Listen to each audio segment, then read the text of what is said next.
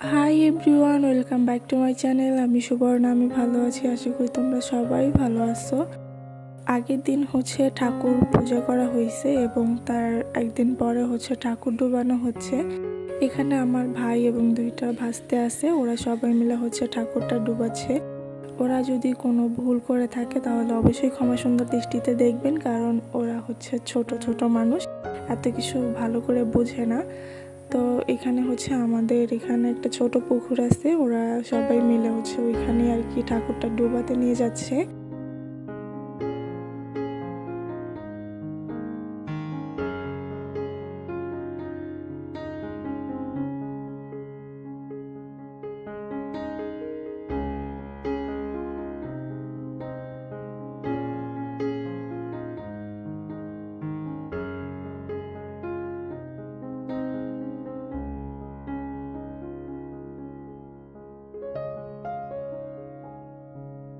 এটা ঠাকুর পূজা করার কলসি, এটা তো ফেলে দেয় না। আমি মাকে শুনেছি, আমার বড় মাকেও দেখলাম যে ওনারা এটা ফেলে দেয়নি।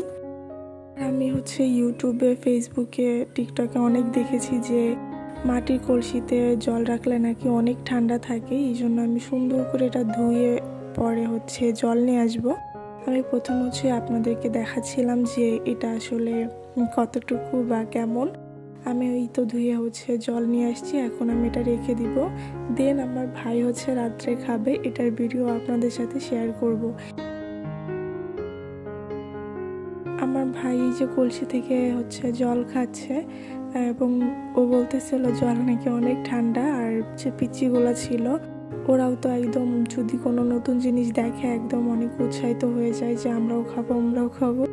আবার মা বলতেছিল যে একই স্বাদ, শুধু একটু ঠান্ডা থাকে তাই না। ওরা বলতেছিল যে না আমরা খাবো আমরা খাবো। ওরা খেয়ে বলে যে জল নাকি অনেক মিষ্টি হয়ে গেছে। তো যাই হোক, এখানে আমি নদীর পাবদা, আমি আসলে এই মাছটা চিনি না, এই জন্য আমি বলেছি যে নদীর পাবদা মাছের ভুনা করবো আজকে। ভুনা না আর কি, সর্ষে বাটা।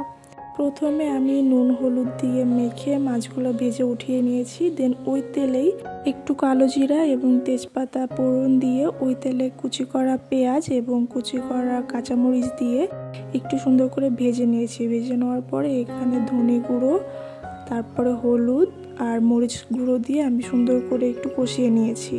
যখন দেখবেন যে তেলটা উপরে উঠে আসছে তখন বুঝে নেবেন যে কষানো হয়ে গেছে। তারপরে আমি এখানে সরিষা বাটা দিয়ে দিয়েছি। সরিষার মধ্যে আমি কাঁচামরিচ এবং লবণ দিয়ে সুন্দর করে বেটে নিয়েছি। বেটে নেওয়ার পরে এটা দিয়ে হালকা একটু কষিয়েছি। কষানোর পরে আমি এখানে জল দিয়ে দিয়েছি পরিমাণ মতো। খুব বেশি জল দেওয়ার দরকার নাই, যেহেতু এটা ভুনা হবে এই জন্য। তো এখানে জলটা দেওয়ার পরে আমি মাছটা দিয়ে দিয়েছি। দিয়ে হালকা করে একটু চুলাটা বাড়িয়ে দিয়েছি যাতে একটু সুন্দর মতো হয়, এটা মাছের মধ্যে যেন সব মশলা সুন্দর মতো ঢুকে যায়। তো দেন আমার এটা একটু মাখো মাখো হয়ে গেছে, আমি এটা নামিয়ে নিয়েছি। বিশ্বাস করবেন না, এত মজা হয়েছে। এটা তো আমি সকাল পর্যন্ত খেয়েছি, কারণ মাকে বলছিলাম একটু রেখে দিতে, আমার এত মজা লেগেছে। তো এটা নদীর মাছ, মজা হবে স্বাভাবিক কথা।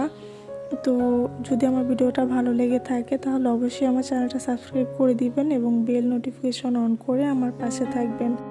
আর ভিডিওটা কেমন লেগেছে বা রেসিপিটা কেমন লেগেছে এটা অবশ্যই আমাকে জানাবেন। এতক্ষণ আমার ভিডিওটা দেখার জন্য আপনাদের সবাইকে ধন্যবাদ। প্লিজ আমার পাশে থাকবেন এবং আমার চ্যানেলটা সাবস্ক্রাইব করে দিবেন।